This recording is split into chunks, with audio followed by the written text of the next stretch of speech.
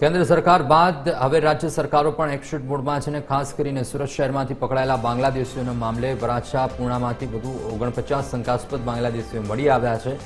અગાઉ પોલીસે વિવિધ વિસ્તારોમાંથી 134 બાંગ્લાદેશી પકડાયા હતા। પોલીસે તેમના ડોક્યુમેન્ટની પણ તપાસ શરૂ કરી હતી અને હવે ઘૂસણખોરીઓની કેરની આ જ મુદ્દે વધુ વિગત સાથે સંવાદદાતા જયેન્દ્ર પાંડે અમારી સાથે જોડાઈ ચૂક્યા છે।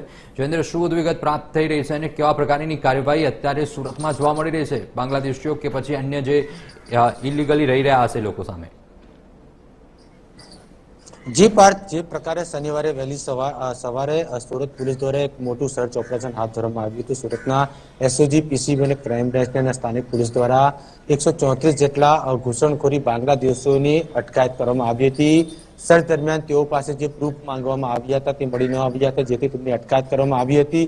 ત્યારબાદ તેમને ડિટેન કરી સુરત પોલીસ હેડક્વાર્ટર ખાતે લઈ જવામાં આવી હતી, જ્યાં તેમનો આખા દિવસ દરમિયાન વેરીફાઈ કરવામાં આવ્યું હતું। પરંતુ તે વેરીફાઈ દરમિયાન 100 જેટલા તેમની પાસે જે મોબાઈલ નંબરો હતા તે બાંગ્લાદેશી હોય અને એમાંથી કેટલાક લોકોને અન્ય જે સ્લીપર સેલ જેવા હોય તેવા શંકાસ્પદ નંબર પણ મળી આવ્યા હતા, જેથી તેમના જે ફોન હતા તે એફએસએલ માટે પણ મોકલી આપવામાં આવ્યા હતા। તે ઉપરાંત ગત રોજ જે છે સુરત ની વરાછા પોલીસે અને પૂણા પોલીસ દ્વારા એક જોઈન્ટ ઓપરેશન હાથ ધર્યું હતું। પોતપોતાના વિસ્તારમાં જે રીતે જોઈન્ટ ઓપરેશન હાથ ધર્યું તેમાં 49 જેટલા વધુ બાંગ્લાદેશીઓ મળી આવ્યા હતા શંકાસ્પદ।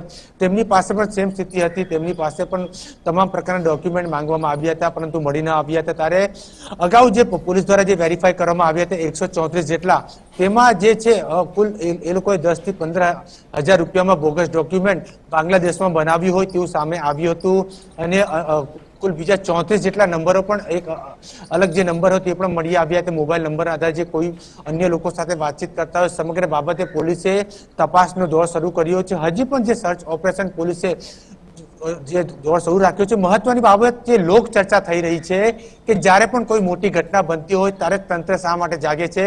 કારણ કે જ્યારે પાલમામાં હુમલો થયો છે ત્યારે કેન્દ્ર સરકાર જાગી છે, રાજ્ય સરકાર જાગી છે, રાજ્યભરમાં જે પોલીસ દ્વારા કોમ્બિંગ હાથ ધરવામાં આવ્યું છે, ઘૂસણખોરીની અટકાયત કરવામાં આવી છે, પરંતુ આ પહેલા શા માટે ન કરવામાં આવી તેવી લોક ચર્ચા પણ થઈ રહી છે। કારણ કે એક સાથે 134 જણની અટકાયત કરી, ત્યારબાદ બીજા 49 ની અટકાયત કરવી, નવસારીમાં 300 થી વધુની અટકાયત કરવી, વલસાડ જિલ્લાની વાત કરવામાં આવે તો 300 થી વધુની અટકાયત કરવી, સમગ્ર જે મામલો છે તે લોક ચર્ચા પણ થઈ રહ્યું છે। જ્યારે મોટી ઘટના બની ત્યારે શા માટે પોલીસ જાગી છે, આ પણ એક સૌથી મોટો સવાલ બની રહ્યો છે। જી બિલકુલ મોટો પ્રશ્ન થઈ રહ્યો છે। તમામ માહિતી બદલ આપનો આભાર।